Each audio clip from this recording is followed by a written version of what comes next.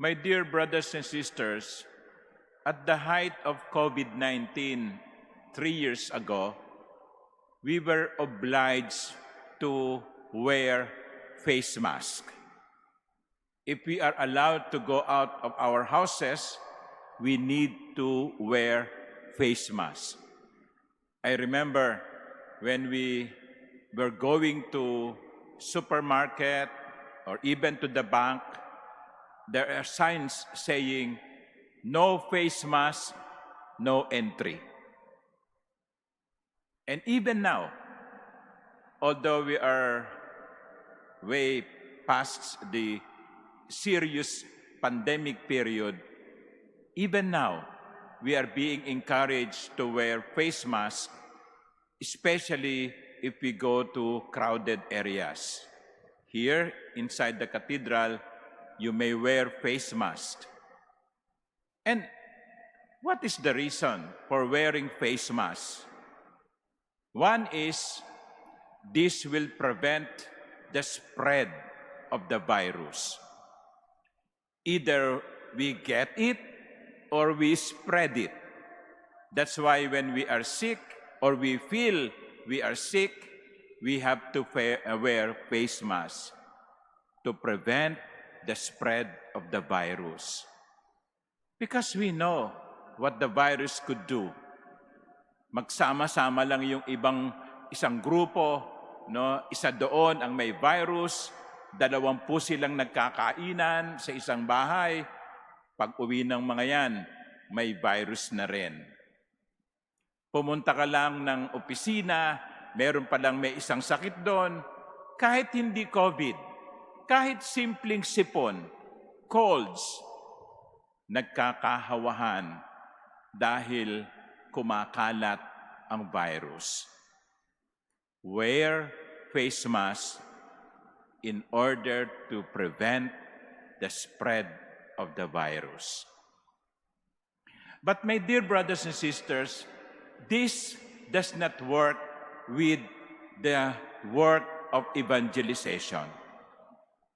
This does not work with the mission of the church. With the mission of the church, with the evangelization, we have to remove, in a way, our face mask so that we can spread the gospel. Baligtad. Kung tayo ay nagsusuot ng face mask para wag kumalat ang virus, sa gawain ng misyon, sa pagpapakalat ng ebanghelyo, dapat alisin natin ang cover ng ating mukha upang tayo ay maging instrumento ng pagkalat ng ebanghelyo. Yan ang narinig natin sa ebanghelyo ngayon. Philip was called and Philip followed. And what did Philip do? He spread the good news. He came to Nathanael and told Nathanael, hoy, alam mo ba kung anong latest? Yan. Alam mo ba kung anong latest? Nakita namin ang Mesiyas. Yan ang latest na dapat nating ikalat. Hindi yung kung sino ang nag-break up, hindi yung kung sino ang nangangaliwa, hindi yung kung sino ang nagnakaw, no? Yung mga chismoso at chismosa, kung magiging chismoso at chismosa din lamang tayo, siguruhin natin ang ikinakalat natin ay si Kristo. That is the work of evangelization. To spread the good news. To spread the coming of Jesus. We should invite others to meet Jesus as well. Ngayon, siguro dahil First Friday, ang dami ninyo. Hindi naman yan ng karaniwang noontime crowd dito sa loob ng katedral. Tumingin ka sa paligid, madami kayo. I wonder ilan sa inyo ang may virus. No? pero lahat may mission. Ilan tayo dito? Kung ang bawat isa sa atin dito ay mag-aanyaya ng isa pa para ilapit sa Diyos, kay Kristo, the 100 becomes 200.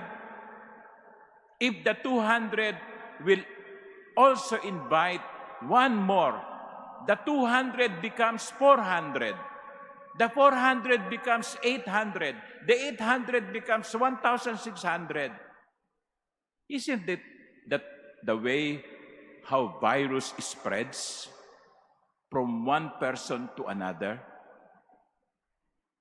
So similarly, when we spread the good news, when we introduce Jesus to others, like Philip to Nathanael, then our mission becomes an invitation to others.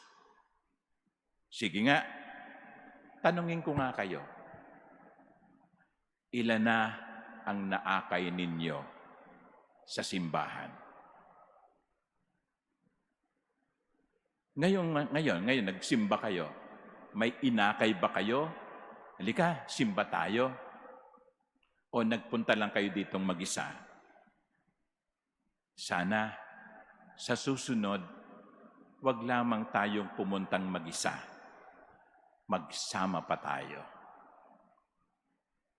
Kasi, yan ang isang pamamaraan kung paanong maikakalat natin si Jesus sa iba.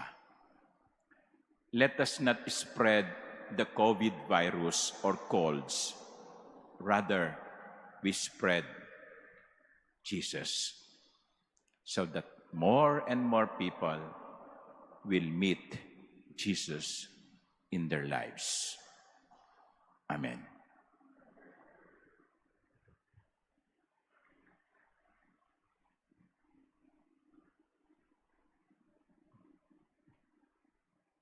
Please stand.